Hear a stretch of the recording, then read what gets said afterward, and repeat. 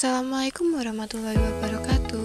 Di sini, saya Khosyiratul Tarfi akan mempresentasikan tentang kesejahteraan karyawan dalam perspektif syariah. Manajemen sumber daya manusia atau bisa disebut SDM Islami dalam konteks kesejahteraan karyawan mengacu pada prinsip-prinsip syariah yang menekankan keadilan, etika, dan tanggung jawab sosial. Berikut adalah beberapa poin penting mengenai kesejahteraan karyawan dalam perspektif syariah. 1. Prinsip keadilan adalah dalam Islam, keadilan adalah prinsip utama yang harus diterapkan dalam manajemen SDM.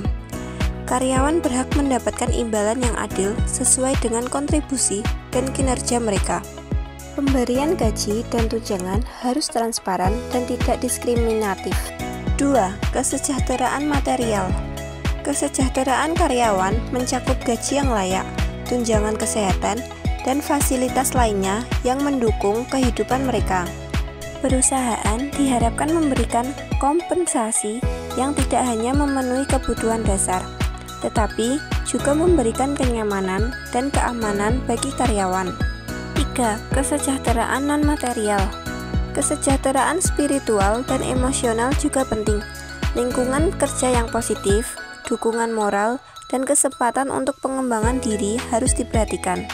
Karyawan harus diberikan kesempatan untuk menjalankan ibadah dan kegiatan yang mendukung kesejahteraan spiritual mereka. 4. Tanggung jawab sosial. Perusahaan harus berperan aktif dalam meningkatkan kesejahteraan masyarakat sekitar. Ini bisa dilakukan melalui program tanggung jawab sosial perusahaan atau CSR yang sesuai dengan prinsip syariah. Karyawan juga didorong untuk berpartisipasi dalam kegiatan sosial yang bermanfaat bagi masyarakat. 5.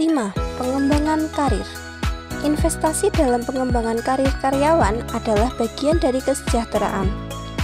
Pelatihan dan pendidikan yang sesuai dengan syariah dapat meningkatkan keterampilan dan pengetahuan karyawan.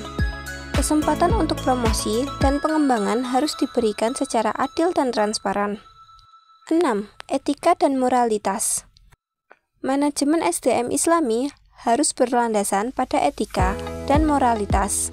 Praktik-praktik yang merugikan karyawan, seperti eksploitasi atau penipuan, harus dihindari. Karyawan harus diperlakukan dengan hormat dan martabat sesuai dengan ajaran Islam. 7. Kesehatan dan keselamatan kerja. Kesehatan dan keselamatan kerja adalah aspek penting dalam kesejahteraan karyawan. Perusahaan harus memastikan lingkungan kerja yang aman dan sehat. Penyediaan fasilitas kesehatan dan program kesehatan mental juga sangat dianjurkan. Pada presentasi kali ini dapat disimpulkan bahwa kesejahteraan karyawan dalam perspektif syariah tidak hanya berfokus pada aspek material, tetapi juga mencakup dimensi spiritual, sosial, dan etika. Dengan menerapkan prinsip-prinsip ini, perusahaan dapat menciptakan lingkungan kerja yang harmonis dan produktif, serta meningkatkan loyalitas dan kinerja karyawan. Sekian presentasi dari saya. Terima kasih. Wassalamualaikum warahmatullahi wabarakatuh.